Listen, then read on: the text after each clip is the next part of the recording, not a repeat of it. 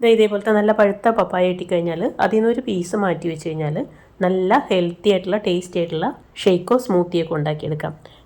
ഈ പപ്പായ കൊണ്ട് ഷേക്ക് സ്മൂത്തിയൊക്കെ ഉണ്ടാക്കുമ്പോൾ പലർക്കും അതിൻ്റെ ടേസ്റ്റ് ഇഷ്ടപ്പെടത്തില്ല. ഈ രീതിയിൽ തയ്യാറാക്കിയെടുത്തു കഴിഞ്ഞാൽ മിക്കവാറും ഇഷ്ടപ്പെടുമെന്ന് ഞാൻ വിചാരിക്കുന്നു. അപ്പോൾ അതിനായിട്ട് ഒരു 8-10 ഈന്തപ്പഴം കുരു കളഞ്ഞിട്ട് ഞാൻ പാലിലിട്ട് വയ്ക്കുവാണ്. ഒരു പിടി കാഷ്യൂ കൊടുക്കുന്നുണ്ട്. അപ്പോൾ മിക്സിയുടെ ജാറിലേക്ക് 2 ടേബിൾ സ്പൂൺ അടുപ്പിച്ച് ഓട്സ് ഇടുന്നുണ്ട്. പിന്നെ എടുത്തു വെച്ച കാഷ്യൂവും ഈന്തപ്പഴവും പാലും കൂടെ ചേർത്തിട്ട് അരിഞ്ഞു വെച്ച പപ്പായയും കൂടെ ഇട്ട് കൊടുത്തിട്ട് നന്നായിട്ടൊന്ന് അടിച്ചെടുക്കാം. അപ്പം ഞാൻ ആദ്യം കുറച്ച് പാലേ ഒഴിച്ചിട്ടുള്ളൂ. ഇതിൽ മധുരത്തിനായിട്ട് പ്രത്യേകിച്ച് പഞ്ചസാര ആഡ് ചെയ്യുന്നില്ല. ആ ഈന്തപ്പഴത്തിൻ്റെ മധുരം മാത്രമേ ഉള്ളൂ. അപ്പം നിങ്ങൾക്ക് മധുരം കൂടുതൽ വേണമെങ്കിൽ കുറച്ച് പഞ്ചസാരയും കൂടെ ആഡ് ചെയ്യും. ആദ്യം നന്നായിട്ട് ഇത് പേസ്റ്റ് ആക്കിയതിന് ശേഷം അതിൽ ബാക്കി പാലും കൂടെ ആഡ് ചെയ്ത് ഒന്നുകൂടെ ബ്ലെൻഡ് ചെയ്തെടുക്കാം. ഇനി സെർവ് ചെയ്യാം. അപ്പോൾ സെർവ് ചെയ്യുന്ന കൂട്ടത്തിൽ അത് ഗാർണിഷ് ചെയ്യാനായിട്ട് കുറച്ച് കാഷ്യൂസും കൂടെ ഒന്ന് മുകളിൽ ഇങ്ങനെ ഇട്ട് കൊടുക്കുന്നുണ്ട്.